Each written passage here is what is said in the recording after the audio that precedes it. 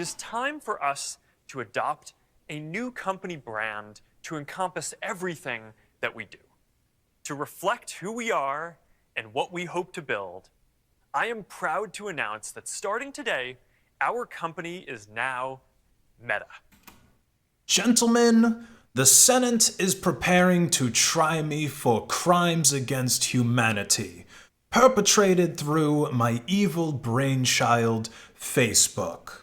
What shall we do with these matters? Oh, I know. I'll just rename the company. There you go. What crimes did Facebook commit? There is no Facebook. There is only Metaverse now.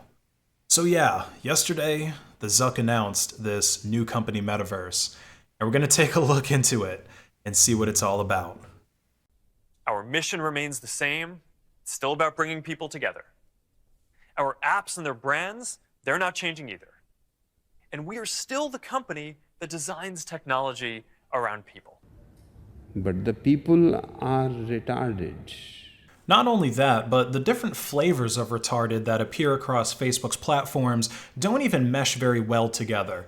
You've got Facebook, which is for boomer memes and the Karen hive mind, followed by Facebook Live, which is primarily meant for live streaming felonies. Then there's Facebook Messenger and WhatsApp. Those are actually the more wholesome of the group because it's primarily Indians sending good morning texts to one another. And at the bottom of the depravity list is Instagram, whose primary purpose is for recreational thoughtery. So is the Metaverse going to be all of that combined with a dollop of VR on the very top since Facebook also owns Oculus? Hey, and welcome to Connect. Today, we're going to talk about the Metaverse, starting with the most important experience of all, connecting with people.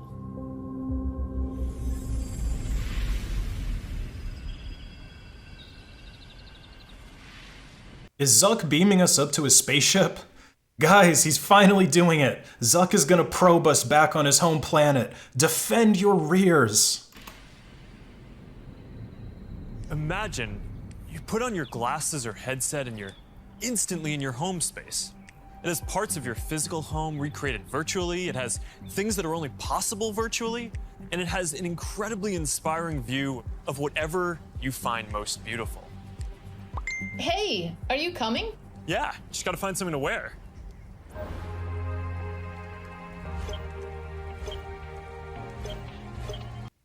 Oh, did I say a dollop of VR? I meant a big sloppy ladle full of VR. Like, what the fuck is that thing?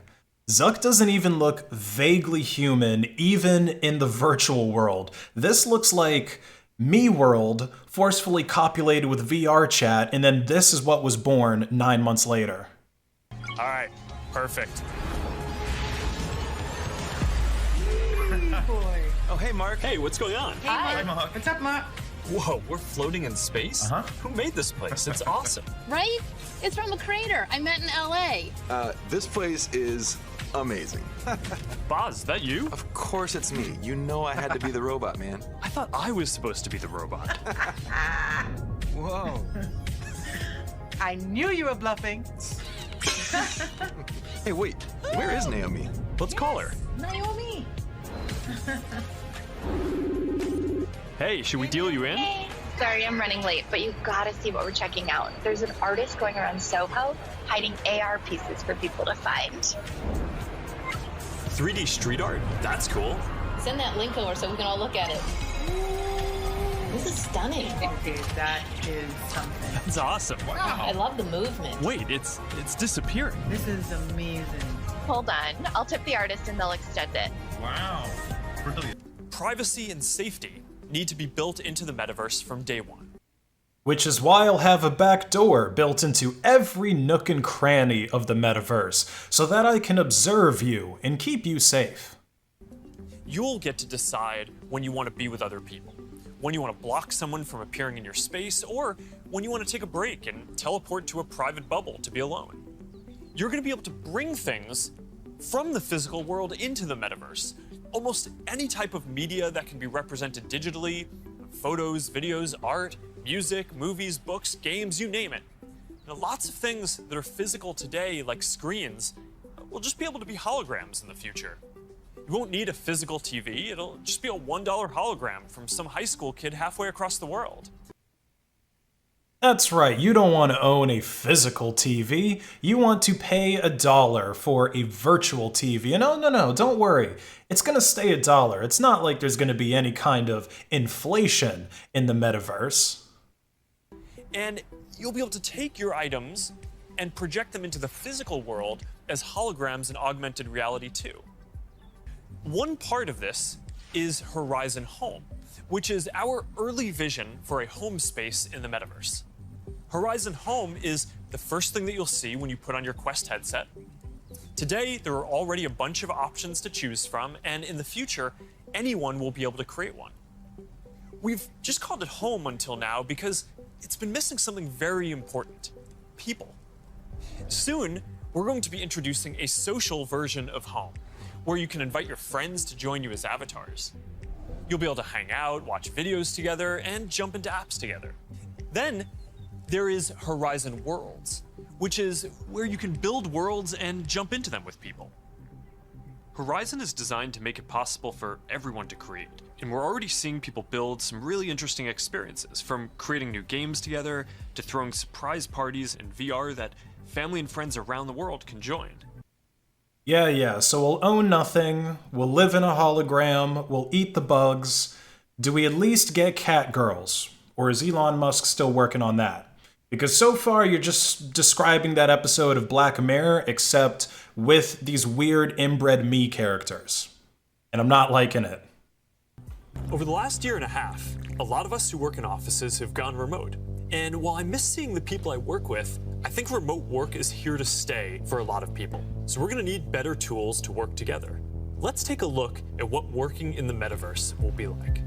Imagine if you could be at the office without the commute. You would still have that sense of presence, shared physical space, those chance interactions that... Okay, first of all, I don't even believe that this guy actually works from home. Because why does he have pants on? I have not had pants on while working remote for the past 2 years, so this already looks fake. Also, I don't want to sit in a virtual office. The whole point of working from home is I don't have to be surrounded by the fake artificial nonsense and the fake artificial people that are in corporate America. I much more prefer interacting with people via text and maybe just a profile picture of an animal, or sometimes they have a cute anime girl. That way you know that they're a man of culture. And also, speaking of culture, I don't know if many people know this, but a high percentage of people in the IT industry are furries. Now, I'm not going to shame them. Whatever they do in their homes with consenting adults is their business. But I am not going to be able to take any job seriously if I have to hop into a virtual chat room with a member of one of my customers' IT staff and troubleshoot the network with a blue fox. Make your day all accessible from anywhere. Now imagine that you have your perfect work setup and you can actually do more than you could in your regular work setup. And on top of all that, you can keep wearing your favorite sweatpants.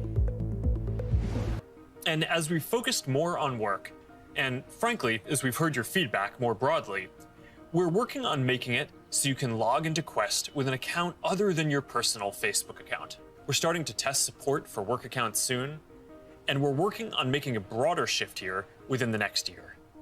I know this is a big deal for a lot of people. Not everyone wants their social media profile linked to all these other experiences, and I get that, especially as the metaverse expands. And I'll share more about that later. But I'm genuinely optimistic about work in the metaverse. We know from the last couple of years that a lot of people can effectively work from anywhere. But hybrid is going to be a lot more complex, when some people are together and others are still remote. So giving everyone the tools to be present, no matter where they are, whether as a hologram sitting next to you in a physical meeting or in a discussion taking place in the metaverse, that's going to be a game changer. I think this could be very positive for our society and economy. Giving people access to jobs in more places, no matter where they live, will be a big deal for spreading opportunity to more people. Dropping our daily commutes will mean less time stuck in traffic and more time doing things that matter. And it'll be good for the environment. Okay, so I'm gonna be serious here for a moment. I won't be surprised if a lot of companies actually do start using the metaverse thing for remote employees or even all of the employees, because like Zuck said, a lot more people are working remote now, and this isn't going to change anytime soon. This is why we see companies like Zoom growing so fast, and I think Facebook was actually one of the companies that said that they're never going to require people to start coming back to the office, except for very critical employees that actually do have to do hands-on things. But what I bet you the metaverse is going to be really good at, and the reason it's going to be so attractive, is tracking employees, tracking their productivity, tracking what they're actually doing on the computers during work hours. We already know that Facebook's activity tracking is some of the most sophisticated in the world.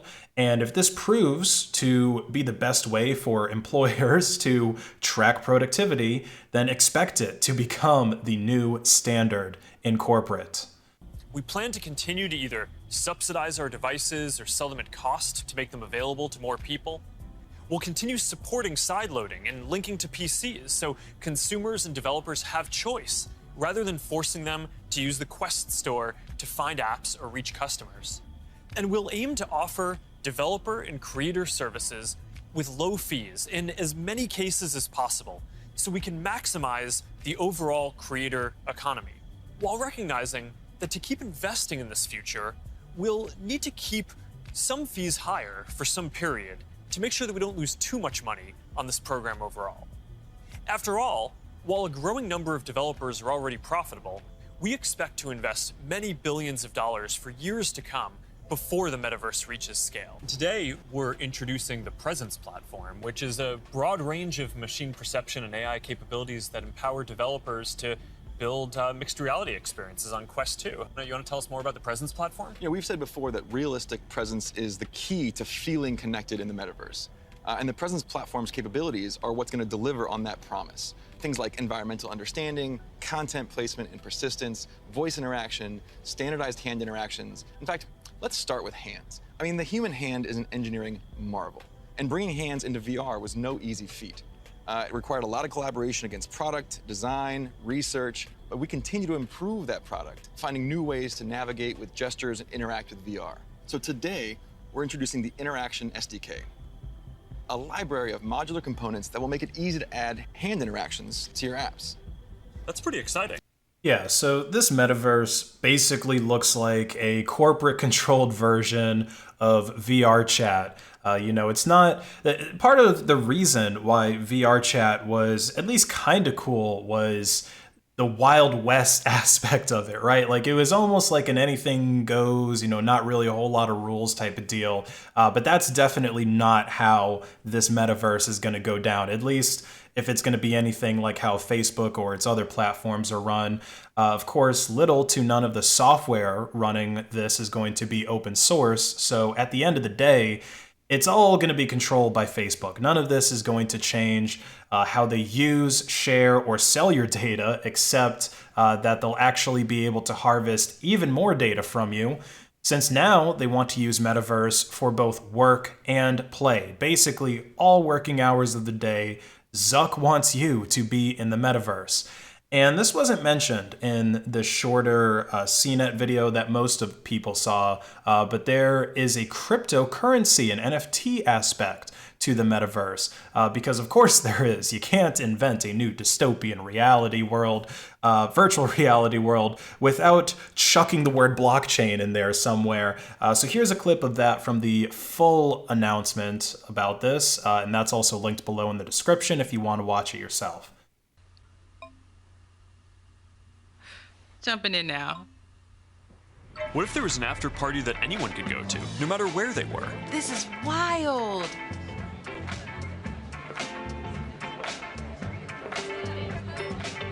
Hey, check this out. Charity auction happening. Oh, there's swag. And when you go to the after party, you could connect with other fans, hear new versions of your favorite songs, and check out the merch that just dropped. Ooh, I like that one. Well, now you've got to get it. You can start to see how the metaverse is going to enable richer experiences by letting us add new layers to the world that we can interact with. Creators and artists are going to be able to connect with their audiences in new ways and really bring them into these shared experiences. Now, there's a lot that needs to get built to create experiences like this, but we're working on some of these pieces right now with Spark AR. First, we're building tools that creators can use to place digital objects into the physical world and let people interact with them. And rather than just simple visual effects, new creator capabilities will support 3D objects that can respond and react realistically, including a realistic sense of depth and occlusion. In the next year, we're also adding the ability for creators to connect different physical locations into cohesive augmented reality storytelling experiences, like guided tours or scavenger hunts. We're also building a Horizon marketplace, where creators can sell and share 3D digital items.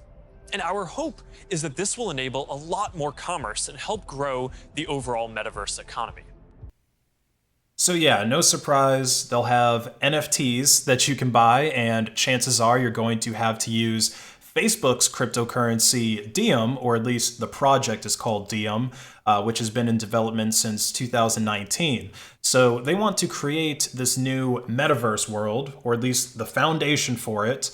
Like they said, artists are going to be able to sell things on here, and developers are going to be able to sell things on here. So Facebook isn't going to be making all of these NFTs and all the assets that are going to populate this world themselves, or they might not even really make any of the NFTs, but I bet you they will tax every single sale and every single transaction. Plus, you're going to have to use Facebook's coin anyway, so you have to buy into that. Possibly with fiat money, maybe they'll let you buy in with Bitcoin or some other type of cryptocurrency. But it's definitely going to cost you to get into that, or maybe they'll set up a system sort of like Brave's BAT token, where maybe you get it for different, like watching ads and interacting with ads and stuff like that. But this is definitely a money grab. I mean, come on, everybody's getting in on the crypto scams, so this is just Facebook doing it now in a big way. And the technology behind Diem is also pretty spooky, because even though it is technically open source, it runs on a permissioned blockchain, which means it doesn't have this distributed consensus in the way that the proof of work coins or even proof of stake coins have. Everybody who wants to be a validator on a permissioned or a private blockchain are chosen by the owner of that network, in this case, Facebook, which goes against what cryptocurrency is supposed to be all about.